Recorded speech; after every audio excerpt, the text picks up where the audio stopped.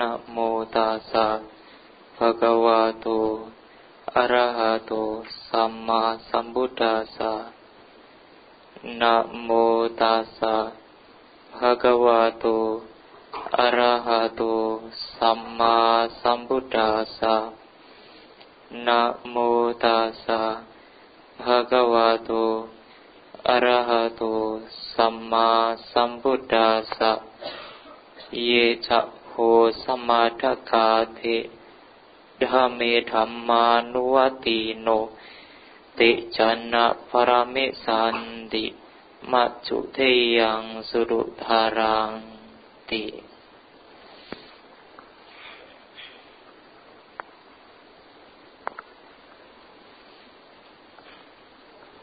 Pemimpin puja bakti yang saya hormati, ibu bapak, saudara-saudari, umat Buddha, Wihara Jakarta Dhamma Cakra Jaya. Selamat pagi, Namo Buddhaya. Berbahagia pada pagi hari ini kita semua dapat berkumpul dan berjumpa kembali untuk mendengarkan dan membahas Dhamma di Wihara Jakarta Dhamma Cakra Jaya.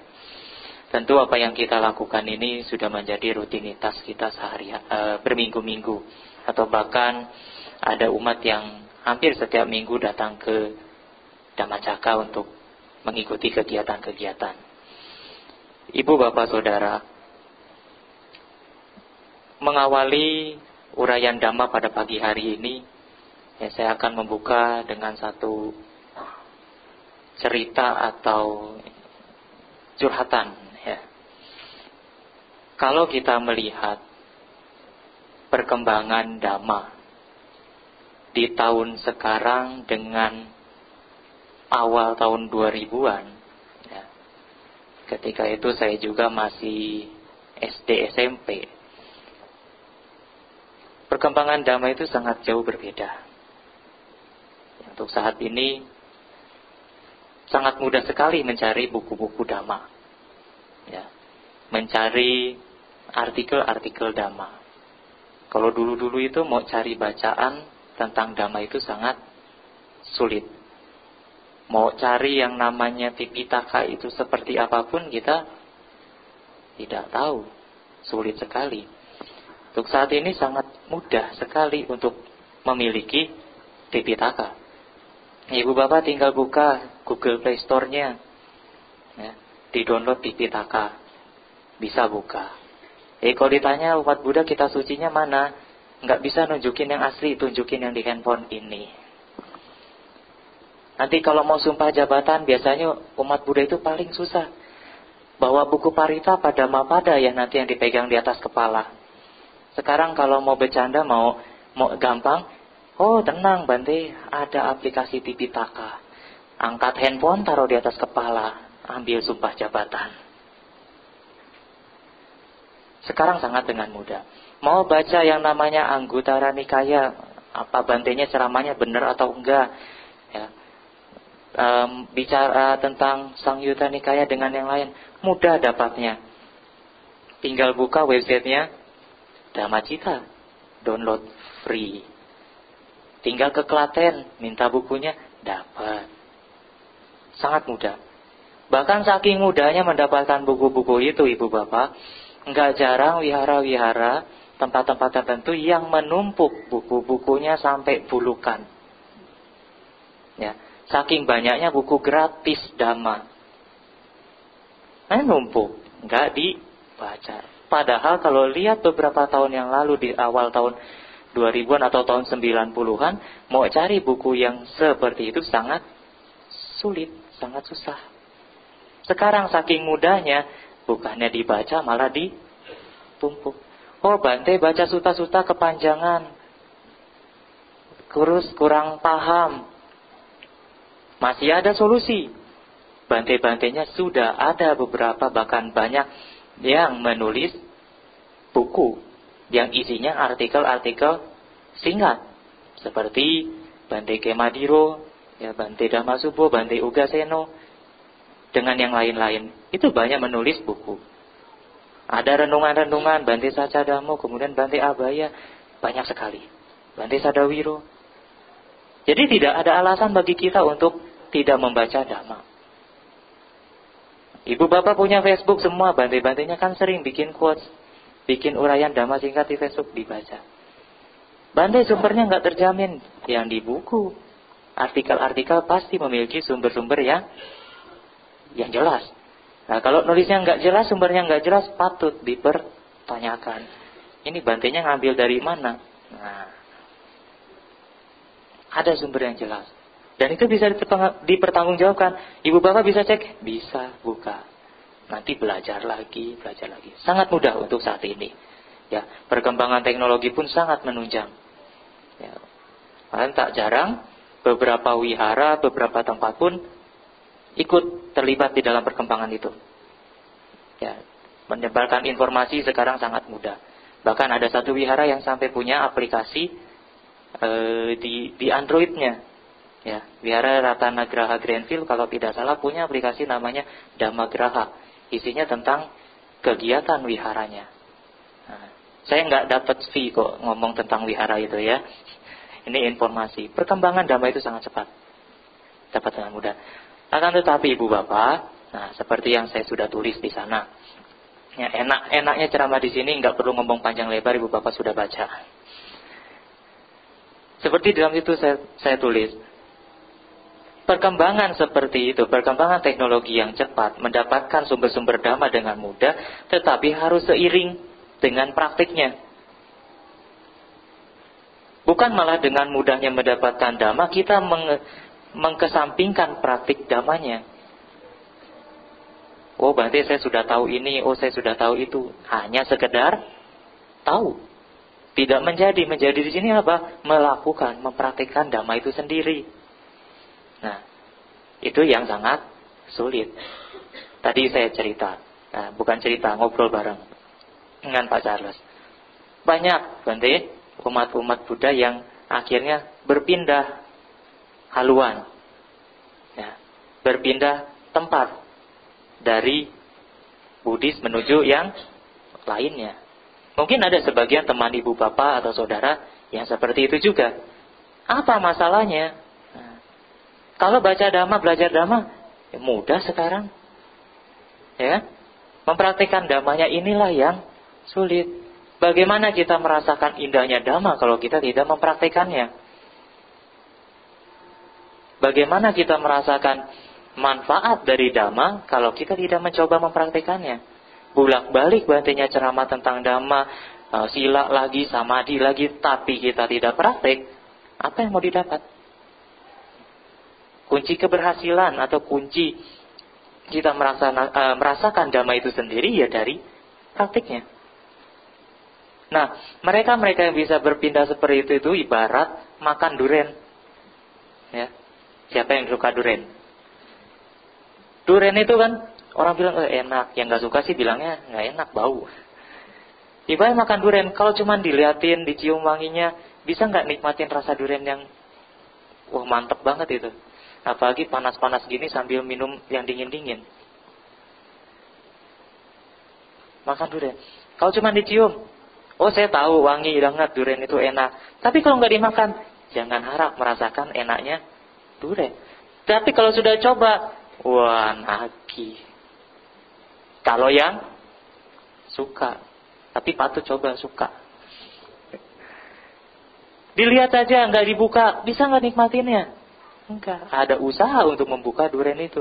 Gampang tidak? Yang nggak ngerti, yang nggak biasa makan durian, pusing ibu bapak bukanya. Ya kan? Ada itu satu buah yang keras, kalau dibukanya harus dibanting, dipencet apa itu namanya? Kecapi ya. Kan keras. Kalau nggak tahu cara bukanya bagaimana, itu bisa digigit. Nah, kita tahu tidak bagaimana mencapai rasa itu, rasa Dhamma? Tahu, ada prakteknya. Tapi kadang, ya sudahlah nanti aja. Lama-kelamaan kan Dhammanya busuk. Akhirnya nggak bisa dimakan. Nah, sama. Durena tahu cara bukanya, tahu cara makannya, tahu enak. Tapi nggak dimakan-makan, ya busuk. Akhirnya bagaimana? Pindah, ganti yang lain. Terus menclok-menclok. Nah, untuk itu, Dhamma itu bagaimana kita sudah tahu. Ini loh Dhamma. Nah, prakteknya ini loh buat sampai hasilnya. Terus bagaimana? jalankan. Baru bisa kita memetik manfaatnya. Kita punya peta, kita punya petunjuk. Tapi kita nggak mau jalan, nggak mau bawa kendaraan, nggak mau ada usaha. Bisa tidak sampai? Tidak. Harus ada usaha. Itulah ibu bapak. Ya, zaman sekarang mudah sekali mendapatkan hal-hal yang berkaitan dengan dhamma. Kalau dulu Sang Buddha bilang, apapun itu adalah dhamma, kebenaran. Ya, anicca, dukkha, anatta dan yang lainnya. Sekarang dimanapun, di setiap saat pun, dhamma itu bisa kita lihat terus menerus. Mendengarkan dhamma, buka YouTube bisa tidak? Bisa. Belajarnya mudah. Tapi untuk prakteknya, itu dia yang susah. Yang paling terpenting justru di prakteknya.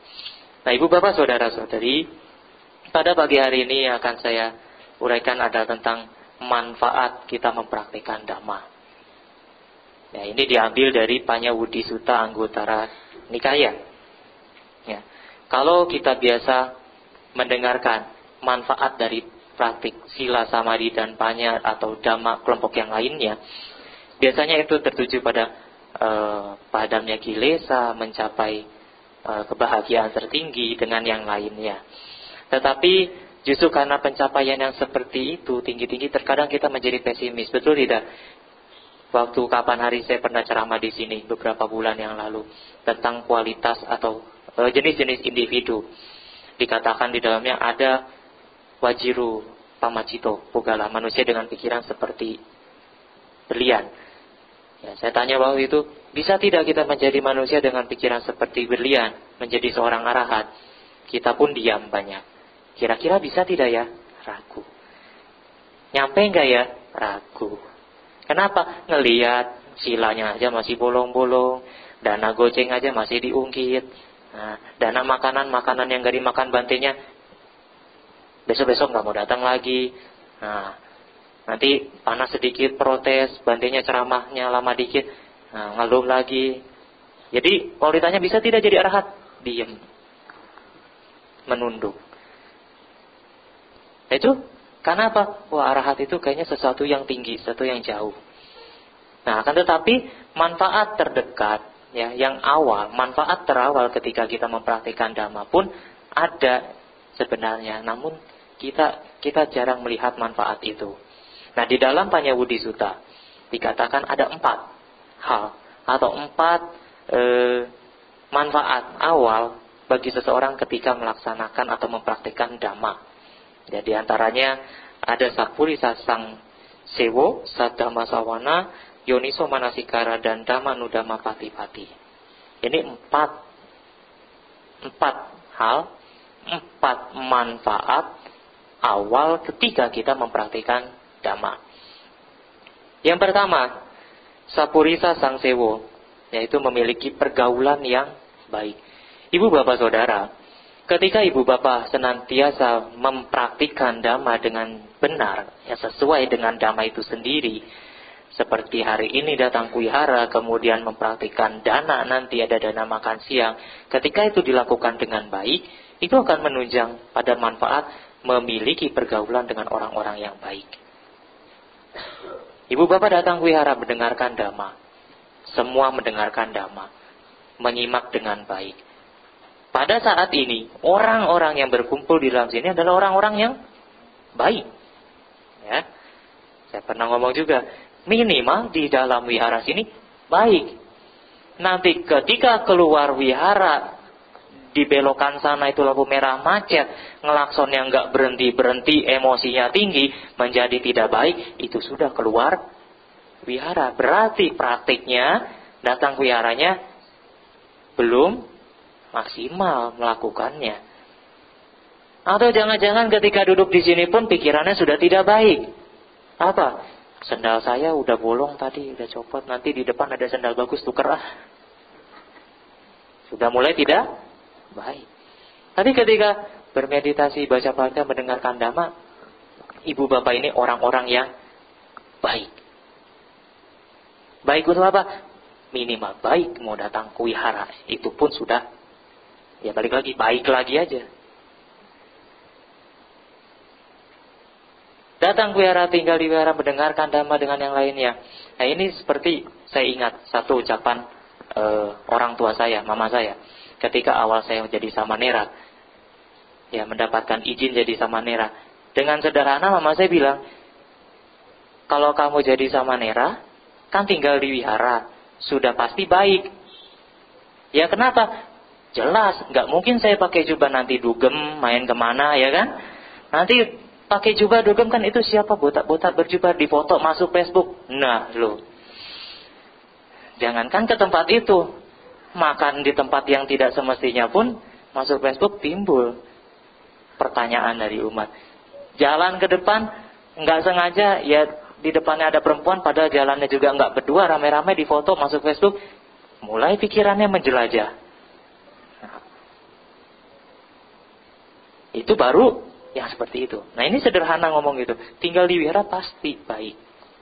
Kalau sudah di wihara nggak baik bagaimana? Berarti yang salah bukan dhamma dan wiharanya ibu bapak. Yang salah orangnya. Nah, makanya tak jarang ketika kita mempraktikkan dhamma, pergaulan kita malah menjadi hancur, menjadi tidak baik. Kenapa? Praktiknya kurang. Hanya sekedar tahu. Saya tahu dhamma banyak. Saya tahu abhidhamma, saya tahu winaya, saya tahu sutta. Tetapi praktiknya nggak ada. Akhirnya apa? Egonya yang meningkat. Saya banyak tahu, kamu belum banyak tahu. Jadi kamu jangan macam-macam. Padahal orang yang sedikit tahu tentang dhamma tapi praktiknya bagus, mereka kadang lebih berkualitas. Sering ikut meditasi, setahun berapa kali Bante? Bisa berkali-kali, bahkan 6 bulan dia kerja, 6 bulan dia meditasi, tetapi perkembangannya no. Kenapa? Ada yang salah di dalam praktiknya. Nah kalau praktiknya benar sesuai dengan dhamma, maka pergaulan yang dimiliki pun menjadi pergaulan yang baik. Tentu ibu bapak di dalam kehidupan bermasyarakat, kita punya teman banyak. Bahkan ketika kita masih kecil pun atau masih SD, kita pasti ingin punya teman yang banyak, teman yang baik. Bahkan tak jarang uang pun bekerja untuk mendapatkan teman-teman itu. Jadi benar, hidup bermasyarakat, hidup di lingkungan sosial pun kita emang punya cita-cita memiliki pergaulan yang baik, pergaulan yang luas. Untuk itu mari ibu bapak mempraktikkan dhamma dengan sebaik mungkin, mempraktikkan dhamma dengan benar, maka pergaulan ibu bapak pun akan luas, akan baik. Kalau di dalam keadaan susah, kalau dhammanya baik, silanya baik, moralitasnya baik, maka banyak orang yang nolong. Kalau silanya tidak baik, orangnya emosi, ibu bapak kepleset di depan pun bukan ditolongin tapi disukurin. Rasain lu, karma burungnya banyak sih. Ya, itu karena tidak pernah mempraktikkan dhamma. Atau di depannya ditolong-tolong, di belakangnya didorong. Nah, pergaulan yang baik, sapurisa sangsewo. Yang kedua adalah sadama sawana. Ya, yaitu kesungguhan untuk mendengarkan dhamma lagi, memiliki keyakinan yang kuat untuk mendengarkan dhamma lagi. Ibu bapak saudara, kalau hanya sekedar tahu tapi tidak pernah praktek, maka kita tidak punya keinginan untuk belajar dan mendengarkan dhamma itu lagi. Akhirnya timbul kejenuhan. Oh ternyata dhamma begitu-begitu saja. Cukuplah tahu yang penting hidup itu, kata Bante ya, anicca, dukkha, dan anatta. Sudah cukup. Tidak harus tahu yang lain. Tidak harus praktek yang lain, minimal tahu itu. Apa inti ajaran agama Buddha? Oh itu di Dhammapada 183. Tidak melakukan segala jenis perbuatan yang tidak baik. Senantiasa mengembangkan kebajikan. Sucikan pikiranmu. Itu ajaran para Buddha. Udah cukup itu aja. Tahu minimal. Nanti kalau ditanya kamu Buddhis? Ya. Ajarannya apa? Anicca, dukkha, anatta. Dukkha itu apa? Menderita. Penderitaan. Ya, Buddhis. Intinya apa? Hidup penderitaan. Diledek sama agama lain. Sini ke saya. Happy-happy. Di Buddhis menderita. Dengerin dhamma duduk di bawah gini kok mau sih? Nah. Akhirnya pindah. Padahal duduk kayak gini, wah banyak maknanya ibu bapak. Ini benar-benar mengajari kita realita kehidupan, bahwa hidup itu pegel. Ya, capek loh hidup ini. Capek tidak hidup jadi manusia? Bangun, tidur, mandi, sarapan, kerja, makan siang, kerja lagi, pulang, macet. Nyampe rumah, mandi, makan malam, tidur. Besok, gitu lagi. Liburnya kapan? Minggu, mandi, makan, puja bakti jam 9, duduk gini, pegel. Ini mengajarkan realita kehidupan. Makanya kita harus bosan jadi manusia. Kali-kali coba jadi peta. Kali-kali coba jadi kucing anggora, tinggal di rumah orang kaya, tapi kucing. Jangan mau lahir jadi sapi sama kambing. Aduh, kesian dah beneran. Tiap tahun menunggu. Maksudnya bosan dengan manusia. Lahir di mana? Alam dewa. Nanti di alam dewa, wah senang-senang. Yang lain sudah berubah. Kita lahir di alam dewa, oh lihat ya dia masih di Dhammacakka terus. Perubahan terus. Lahir lagi, ya dia ke situ lagi. Dewa kan umurnya panjang. Atau yang benar-benar baik bagaimana? Menghentikan kelahiran itu. Yang mencapai ini bana. Nah, kalau ditanya lagi, bisa tidak kita? Bisa tidak? Nah, yang jawabnya masih ragu-ragu berarti ya melihatlah ke dalam. Kan Buddhis itu banyak-banyaklah melihat ke dalam, Bante, jangan melihat keluar ya. Tapi kalau ditanya bisa tidak kita mencapai nibbana, lihat dulu ke dalam, diam. Kenapa? Ya itulah. Jadi mengalihkan kelahiran, bosan-bosan jadi manusia, capek, pegel, lelah. Ya. Kesungguhan belajar Dhamma, mau belajar lagi. Dhamma itu indah Ibu Bapak, luas. Kalau cuma tahu anicca, dukkha, anatta, hanya sekedar tahu tapi tidak meresapi, tidak memahami itu secara mendalam, ya itu masih kurang. Kalau tahu anicca, dukkha, anatta dan mengerti sebenar-benarnya, ya memang sudah cukup, sudah baik. Tapi untuk Ibu Bapak, saudara-saudari sedama, termasuk saya pun, mari kita banyak belajar, membaca. Kalau dapat buku, ya dibaca. Dibaca apanya, Bante? Buka baliknya. Nanti kalau nggak asik tinggal tumpuk. Itu juga nggak boleh. Buka setiap halamannya. Ya paling enak kan buku-buku artikel gitu. Misalnya hari ini rezeki lagi seret, tiba-tiba ada artikel Bantenya, bagaimana cara menambah rezeki. Nah, dibaca. Isinya apa? Usaha lebih keras, bersemangat. Tahu sih Bante, cuma supaya uangnya banyak gimana? Kemarin ada umat tanya, Bante, toko saya sepi, uang saya sedikit. Gimana caranya biar tokonya rame, uangnya banyak? Nah, saya dengan enteng jawab, kalau mau tokonya rame, bakar. Rame. Kalau mau uangnya banyak, fotokopi. Betul kan?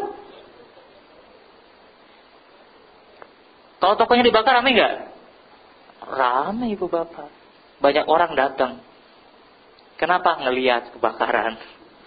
Uangnya mau banyak, yang penting kan uang banyak. Uang asli apa enggaknya kan urusan belakangan, fotokopi aja. Berwarna. Udah banyak. Ya. Nah, itulah belajar Dhamma sebanyak-banyaknya. Terus menerus. Itu keinginan lebih Bante serakah. Kita belajar Dhamma dengan baik sambil mempraktekannya, maka manfaatnya pun dirasa. Nanti bagaimana, apakah jadi serakah atau jadi ego? Kalau praktiknya ya benar-benar sesuai Dhammanya, maka kita tidak akan menjadi tinggi hati. Tapi kalau praktik Dhammanya belok-belok, ya kita error dikit, konslet. Ya. Akhirnya tidak dapat menerima Dhamma dan manfaatnya. Nah yang ketiga, yoniso manasikaro, yaitu memahami sesuatu sebagaimana yang sebenarnya, hakikatnya, atau bisa dibilang yaitu membedakan mana baik dengan buruk. Ya, artinya ketika kita mempraktikkan Dhamma di awalnya itu kita akan tahu kehidupan atau segala sesuatu itu sebagaimana adanya. Tidak gampang menuduh orang lain. Ya. Tidak gampang sedih. Kenapa? Kita tahu hidup ini ya selalu berubah. Hidup ini ya tidak puas, selalu ingin ini, ingin itu, ingin banyak sekali. Nanti teman-teman semua bisa minta ke siapa? Ke Doraemon. Ingin banyak, ingin itu. Akhirnya tidak pernah puas. Hidup ini selalu menderita karena tidak pernah puas. Kita paham. Nah, bagaimana kita bisa paham? Kita bisa tahu hal itu dengan baik. Kembali ibu bapak belajar terus-menerus sambil mempraktekannya. Datang wihara setiap minggu seperti ini tidak cukup. Harus di rumah juga, di luar juga, di mana-mana. Membaca lalu sambil mempraktikannya. Itu yang ketiga. Yang keempat, dhamma nudhamma pati-pati, memiliki keinginan kuat untuk praktik sesuai dhamma. Nah, kalau ibu bapak sudah mempraktikkan dhamma dengan baik, kemudian merasakan tahap di awalnya dengan ternyata dhamma itu indah, maka ingin lagi mempraktikannya lagi. Untuk apa? Hasil yang jauh lebih baik, hasil yang maksimal. Kalau kita sudah menemukan cara bikin nasi goreng enak, terus kan ingin bikin lagi kan? Udah enak di mulut sendiri, ingin dikasih orang lain, responnya bagaimana? Enak. Nanti bikin lagi. Akhirnya apa? Buka catering. Dari mulut ke mulut enak, akhirnya datengin uang yang banyak. Nah, itu cara datengin uang yang banyak kayak gimana? Kasih makan orang lain. Nanti baru buka catering. Ya? Dirasakan dulu sendiri. Kemudian ingin lagi, terus-menerus membagikannya lagi. Maka manfaat itu pun terus akan kita rasakan, ibu bapak. Nanti tidak ada kabar Bante si dia nikah dengan A, kemudian pindah agama, aduh sayang sekali ya. Enggak sayang. Kenapa? Dia yang mengkondisikan. Apakah kita ikut terlibat? Ikut. Nah, jangan pakai prinsip biarkan kama bekerja masing-masing. Kama dia kok, ya sudah. Kalau terus-terus begitu, ibu bapak umat Buddha habis. Ibu bapak pun ikut terlibat dalam wipaka kama seseorang sebagai kondisi eksternalnya kan. Ya, bagaimana orang mau datang wihara semua banyak mendengarkan dhamma, otomatis harus diajak kan. Ada berita di BD di baliknya, itu kan ajakan. Kalau tidak ada itu bagaimana? Orang tidak akan tahu. Kita tidak mengkondisikan.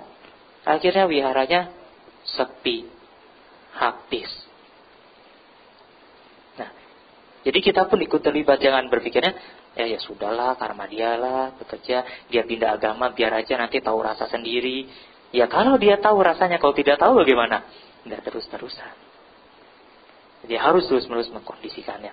Nah, ibu bapak, saudara-saudari sedama, itulah 4 manfaat yang dapat kita rasakan. Lantas bagaimana sekarang? Jadi di situ saya tidak tulis. Lantas bagaimana sekarang kita memiliki kondisi yang baik agar kita berpraktik dhamma dengan sesuai, kemudian dapat merasakan 4 hal tersebut. Nah, di dalam salah satu kelompok kitab Wibangga dikatakan ada 4 idipada. 4 kondisi-kondisi yang dapat menunjang seseorang pada pencapaian tujuan. 4 kondisi lagi. Yang pertama adalah canda. Ibu bapak harus senang dulu. Bagaimana ibu bapak dapat merasakan dhamma itu? Buah dari praktik dhamma, ibu bapak harus senang. Senang apa? Senang mendengarkan dhamma, senang belajar dhamma, senang prakteknya. Kalau tidak senang, jangan harap bisa merasakannya. Ibu bapak mau menikah, ya, yang sudah punya suami, sudah punya istri, sebelum nikah kan harus senang dulu sama pasangannya. Iya enggak? Harus suka dulu kan? Kalau tidak suka apakah bisa? Sekarang udah enggak zaman kan dijodoh-jodohin. Nah, harus senang dulu. Harus suka dulu. Nanti bisa menjalankannya dengan maksimal. Kalau tidak senang bagaimana? Tidak bisa. Harus ada canda. Yang kedua, semangat. Ya, memang ada satu istilah, ya, tadi saya ngomong juga di dalam satu buku, apa itu? Critical 11 apa 11? 11 menit yang paling menegangkan ketika di dalam pesawat. Ya, bukunya sih nggak tahu ceritanya, jauh banget lah pokoknya. Tapi di dalamnya ada kutipan yang berbunyi, comfort zone is boring zone. Ya kan? Zona yang nyaman, yang membuat kita nyaman ternyata adalah zona yang membosankan bagi kita. Datang wihara ya gini-gini aja, puja bakti, ya ketemunya Bante Gunapio lagi, bosan banget. Akhirnya kabur, sepi. Begitu lagi, apalagi yang duduknya di luar tuh panas. Ya, saya aja di sini sebelah sini dingin, sebelah sini panas. Ya, jadi badan saya ini setengah-setengah. Ya, sini dingin, sini panas, panas dingin. Ya, kok gini-gini saja, akhirnya bosan. Nah, bagaimana cara kita supaya tidak bosan di dalam kita belajar Dhamma, di dalam kita mempraktekkan Dhamma? Ibu bapak harus bereksperimen, harus mencoba yang lain lagi. Oh, di sini saya sudah sering puja bakti, saya mendengarkan Dhamma. Supaya nggak bosan bagaimana ya? Supaya tidak jenuh bagaimana ya? Oh, ada jadwal yang lain, ada hari Selasa, ada hari Rabu, Kamis. Coba yang itu. Akhirnya nggak bosan. Oh, ternyata di sini enak, di sana enak. Kemudian bantainya ceramah, nggak sempat tanya jawab. Nanti siang ada Dhamma kelas kan? Tanya jawab ditanyakan. Berarti boleh nggak saya ke wihara lain? Ya boleh, sekali-kali coba melihat. Oh, ini seperti apa, seperti itu. Tapi ya balik lagi ke sini, biar sini nggak sepi. Nanti semua nyoba ya di sini tinggal segini, sepi juga. Harus bereksperimen, termasuk penyelenggaranya. Siapa di sini penyelenggaranya? Daya Kasaba Kreatif untuk menyajikan puja bakti setiap minggunya atau kegiatan-kegiatan yang lainnya. Maka umat Budanya akan tertarik. Ya, agama ini, wihara ini harus punya marketing yang baik juga, promosinya harus bagus juga. Biar apa? Mancing. Ya, di situ semangat. Semangat supaya apa? Supaya tidak jenuh. Bersemangat. Semangat di sini untuk apa? Semangat menumbuhkan hal baik yang belum ada di dalam diri, Ibu Bapak. Kalau Ibu Bapak masih malas kuwihara, KTP-nya Buddha tapi jarang kuwihara, semangat tumbuhkan hal baik itu. Kalau sudah baik bagaimana? Semangat untuk apa? Mempertahankan hal itu atau mengembangkannya. Jangan sudah rajin kuwihara tiba-tiba malas. Rajin kuwihara tiba-tiba gagal. Gagalnya apa? Berumah tangganya sama yang lain. Kemudian semangat untuk apa? Menghilangkan hal buruk yang ada di dalam diri. Kalau ibu bapak datang wihara mempraktekkan Dhammanya masih setengah-setengah, ya walaupun bukan setengah manusia, setengah peta, tapi kembali tumbuhkan. Lalu semangat juga untuk mengurangi, mencegah hal buruk untuk hadir atau ada di dalam diri kita. Itu yang kedua. Yang ketiga, ketika ibu bapak datang ke wihara mempraktekkan Dhamma, penuhlah kesadaran, penuhlah perhatian. Ya, kalau dibilang sati atau cita itu penuh fokus dengan apa yang sedang dilakukan. Ketika mendengarkan Dhamma, dengarkanlah dengan baik, dengan benar. Jangan terpengaruh sama yang luar. Jangan terpengaruh sama diskon-diskon. Jangan pengaruh sama yang lain-lain. Cukup dengarkan dulu, resapi, rasakan. Karena cita rasa Dhamma adalah cita rasa yang paling nikmat. Dhamma itu masakan atau sajian yang paling nikmat. Restoran manapun kalah. Nah, yang terakhir, wimangsa. Keempat, ketika ibu bapak rajin datang ke wihara mendengarkan Dhamma, kemudian mempraktikannya dengan sungguh-sungguh, tapi jangan lupa introspeksi diri, mengevaluasi kembali sudah sejauh mana perkembangan saya di dalam belajar Dhamma, di dalam mempraktikannya. Nah, kalau sudah demikian, apa yang menjadi tujuan, apa yang menjadi cita-cita, apa yang menjadi manfaat dari Dhamma itu sendiri pun akan ibu bapak rasakan dengan kondisi-kondisi demikian. Dhammo hawe rakati dhammacaring. Dhamma akan menjadi pelindung bagi mereka yang mempraktikannya. Ya, dhammacari sukang seti. Bagi mereka yang mempraktikkan Dhamma akan bahagia di kedua alam kehidupan saat ini dengan kehidupan yang akan datang. Bahkan ketika ibu mendengarkan Dhamma kemudian mau langsung mempraktikannya nanti ketika berdana, Dhamma itu pun langsung dirasakan buahnya. Tidak nunggu besok, tidak nunggu kapan, langsung. Tidak seperti kita dapat cek harus nunggu tanggal cairnya, tidak. Dhamma itu bisa langsung. Dan karena itu ibu bapak saudara, mari ke wihara, jangan sekedar ke wihara saja. Jangan sekedar datang duduk dengerin Dhamma. Saya yakin semua yang datang ke sini mendengarkan Dhamma dengan baik, tapi ada juga yang tangannya sambil main-main. Jangan seperti itu. Karena apa? Kesempatan kita seperti ini itu langka. Menjadi manusia pun sudah kesempatan yang langka. Menjadi manusia yang kenal Dhamma pun sangat susah. Sudah dapat kesempatan yang baik, manfaatkan dengan sebaik mungkin. Memang rasa itu, manfaat itu, terkadang kita tidak langsung menikmatinya. Tetapi lambat laun itu akan terasa bagi kita. Seperti ibu bapak mendengarkan Dhamma sekarang, di awal tidak kerasa pegelnya, 1 jam pegel kerasa. Dhamma pun sama. didengarkan dengan baik, dengan ketulusan, dengan kerendahan hati, dengan perhatian penuh, manfaatnya akan dirasakan. Jadi benar-benar fokus, benar-benar datang wihara itu ke wihara yang sungguh-sungguh, tidak setengah-setengah. Jadikan diri ibu bapak, saudara sebagai contoh. Kalau yang sudah jadi orang tua menjadi contoh kepada anak.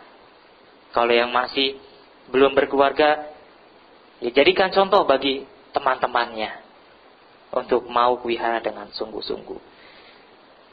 Yang di dalam sini boleh tidak berkutik karena kelihatan sama bantainya. Yang di luar harus sama. Karena mata bantainya ada di mana-mana. Nah, mata bantainya itu ada di mana-mana loh, CCTV-nya banyak. Ya karena bantainya banyak, ya mata bantainya ada di mana-mana banyak. Yang satu lagi di Teluk Gong matanya, yang satu di mana ya banyak. Jadi mari wihara dengan sungguh-sungguh, mempraktikkan dhamma dengan kesungguhan hati. Ibu bapak saudara saya sedama, apa yang saya sampaikan ini ya sesungguhnya sudah dekat sekali dengan kita. Ya, sudah dekat sekali dengan kehidupan kita, maksudnya sudah kita rasakan juga. Tetapi karena kita terlalu berambisi ingin merasakan dhamma yang buahnya besar, akhirnya 4 hal ini tuh tertutup. Padahal 4 ini tuh sudah dekat dengan kita. Kalau sudah dekat, oleh karena itu penuh perhatian, ya sadar akan manfaat ini, kemudian belajar lagi dengan sungguh-sungguh untuk mendapatkan hasil yang besar. Jangan baru mempraktikkan dikit ingin yang langsung besar, jangan seperti itu. Tetapi sekecil apapun itu, ya sekecil apapun manfaatnya, itu akan menjadi manfaat yang besar. Seperti kutipan apa itu kata-kata di situ, ya kan? Sekecil apapun dana kan, seorang biku meremehkan satu orang, memberikan hanya nasi begitu saja, tetapi manfaat itu pun akan dirasakan, bahkan tidak menutup kemungkinan bagi orang tersebut mencapai tingkat kesucian tertinggi. Tidak ada sesuatu yang instan, semuanya butuh tahap-tahap, butuh penjajakan yang telaten, yang benar-benar tulus, maka semuanya pun akan mencapai pada cita-cita dan tujuan akhir. Ya, bersemangat terus untuk datang wihara. Bersemangat juga untuk mempraktikkan dhamma. Ya, belajar dengan sungguh-sungguh. Jangan cuma duduk saja, jangan cuma hadir saja absen. Karena apa? Tidak ada door prize di sini bagi mereka yang rajin. Ya, hadiah-hadiah iPhone atau apa tidak ada. Tapi hadiahnya adalah kebajikan itu sendiri yang bermanfaat bagi kehidupan sehari-hari. Ya, selamat bagi ibu bapak saudara yang masih memiliki kesempatan datang wihara mendengarkan dhamma. Semoga ini menjadi manfaat bagi kita semua. Ya, tidak lama, tidak panjang yang akan saya sampaikan. Semoga ini tetap menjadi manfaat bagi kita semua. Sabe sata bawantu sukitata, semoga semua makhluk hidup berbahagia. Sadu, sadu, sadu.